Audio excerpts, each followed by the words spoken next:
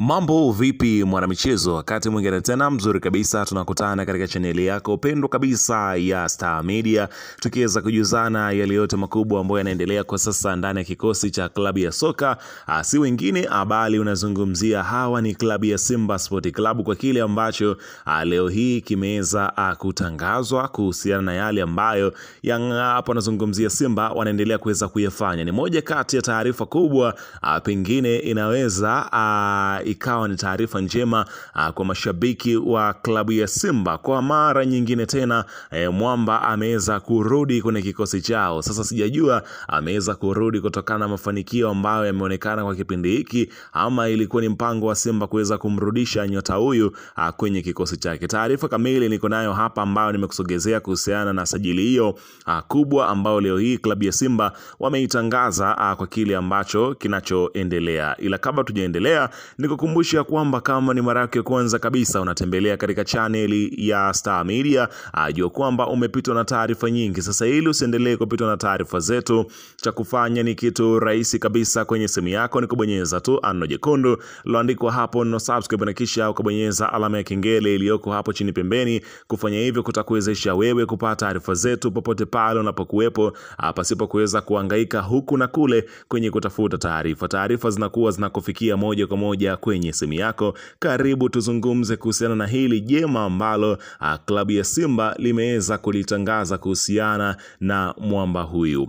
Bana, unafahamu ya kwamba Clatous Chora Chama, mwamba wa Lusaka, ambaye inaelezwa kwamba aliondoka ndani ya kikosi cha klabu ya Simba si kwa sababu alikuwa haipendi klabu ya Simba, hapana la shabali, mpunga ambao aliwekewa uko katika mitaa ya Twiga na Jangwani, nazungumzia Young Africans, ndio ilimshawishi na kujawa tamaa na kuweza kuona kwamba mpunga kiasi gani ambavyo anaweza kuacha. Ikumbukwe ya kwamba Clatous Chora Chama alisajiliwa kwa dau la shilingi milioni 300 akiweza kuipokea kutoka pale Young Africans, lakini akawa anapewa mshahara usiopungua shilingi milioni 30 kwa mwezi ndani ya kikosi cha klabu ya soka Young Africans. Mkataba huo aliusaini mwaka mmoja, yani mkataba wa mwaka mmoja tu wa kuitumikia klabu ya soka ya Young Africans. Taarifa zinavyoeleza kwamba klabu ya Simba imeweza kumshawishi kwa mara nyingine tena kurudi kwenye kikosi chao, na wamefanikiwa kwenye hilo, ambapo Clatous Chora Chama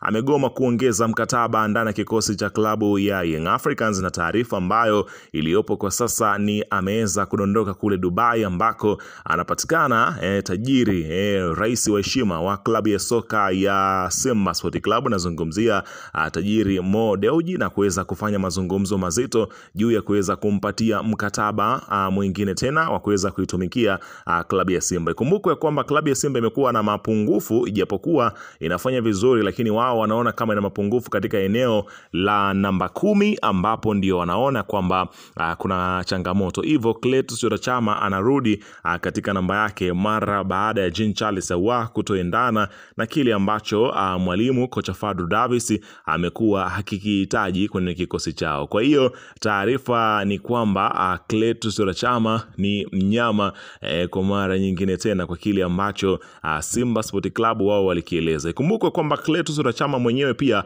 wakati yuko Yanga mambo ya mwendee vizuri, benchi limenoga, anakaa benchi muda mwingi, aliweza kuambia uongozi wa Simba kwamba yuko tayari kurudi kumalizia maisha yake ya soka ndani ya kikosi hicho. Kama Simba wakikubaliana na hilo, yeye yuko tayari kuweza kurudi kwa mara nyingine tena kwenda kumaliza maisha yake ya soka hapo kwenye kikosi cha Simba. Sasa Simba hatimaye wameweza kumkubalia juu ya kile ambacho kilichotokea. Kwa hiyo sasa hivi unaambiwa mambo ni mazuri kabisa, lakini unaambiwa miaka 32 iliyopita Simba walifika fainali ya michuano ya Afrika CAF mwaka 1993, wakapambana vikali dhidi ya Stella Abidjan ya Ivory Coast, lakini wakateleza.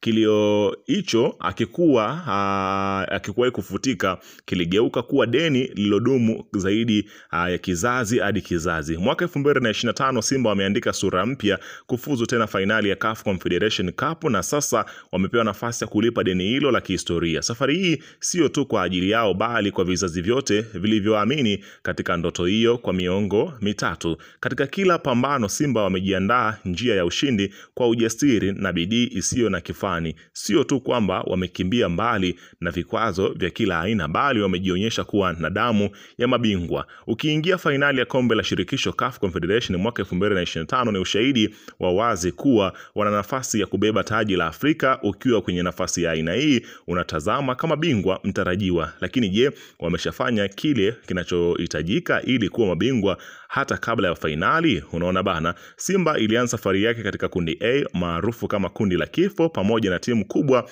kama AS Fasieni ya Tunisia, AS Constantine ya Algeria na Bravos Domaquis ya Angola. Ingawa kundi hili lilikuwa na timu kubwa na ngumu Afrika, Simba walijenga msingi wa ubingwa kwa kuonyesha soka la kiwango cha juu, wakiongoza kundi na kupata matokeo ugenini kwa AS Fasieni. Hii ni tabia ya mabingwa kushinda ugenini. Katika robo finali walikumbana changamoto kubwa ugenini, walifungwa bao 2-0 na Al Masry huko Misri, lakini walirudi Benjamin Mkapa Stadium Dar es Salaam wakapindua matokeo kwa ushindi wa bao 2-0 na kwenda kwenye penati na kushinda kwa penati 4-1. Katika nusu finali, licha kumaliza mechi ya kwanza kwa ushindi wa bao 1-0 dhidi ya Stellenbosch pale Zanzibar, Simba walikutana changamoto kubwa ugenini Durban, huku wakicheza chini ya kiwango na uwanja uliokuwa na changamoto. Walipata sare ya 0-0 na kufuzu fainali. Hali hii inadhihirisha ubingwa wa Simba ni timu inayoweza kupambana kwa ustahimilivu kufikia malengo hata katika hali ngumu. Unaona bana, haikuwa rahisi. Fedha ambazo wanapata klabu ya Simba kupitia hatua hii ya fainali, Simba wamepata zawadi kubwa ya kifedha, wakikusanya dola milioni 1 kwa kufika hatua hii ya juu, na iwapo itashinda ubingwa itapata dola milioni 2. Hii si tu ni faida ya kifedha bali ni ushahidi wa ubingwa wao wa kweli. Ni timu mabingwa wania ama kupata pesa kiasi kikubwa hivi, na Simba wamejiwekea nafasi hiyo. Zaidi ya pesa, Simba wamejikusanyia heshima kubwa kwa bara zima la Afrika. Rais Samia Suluhu akiipongeza kwa kufika fainali kupitia mitandao yake ya kijamii. Kwa hiyo unaweza kushuhudia namna gani ambavyo klabu ya Simba kwa sasa inakwenda kuwa miongoni mwa timu tajiri. Ukizungumzia dola milioni 1 unazungumzia kiasi cha shilingi takribani bilioni 2 za Kitanzania ambazo klabu ya Simba wanazipata kwenye mashindano haya, ikiwa tu watafika hiyo baada ya kucheza tu fainali wanapata kiasi hicho. Lakini wakishinda mchezo huo na kufanikiwa kutoa taji la kombe la shirikisho, basi klabu ya Simba itakuwa ikiweza kunufaika kuweza kupata hapa nazungumzia kiasi cha shilingi bilioni 4 kwa dola milioni 2 ambazo watakazozipata. Kwa hiyo klabu ya Simba huenda msimu huu akamaliza wakiwa na kibunda kizito ambacho kitakachowawezesha kuweza kumbakisha kocha wao Fadlu Davis na hata wachezaji wengine ambao wanaonekana kuwa tishio la kuondoka kwenye kikosi chao. Weka maoni yako hapo chini katika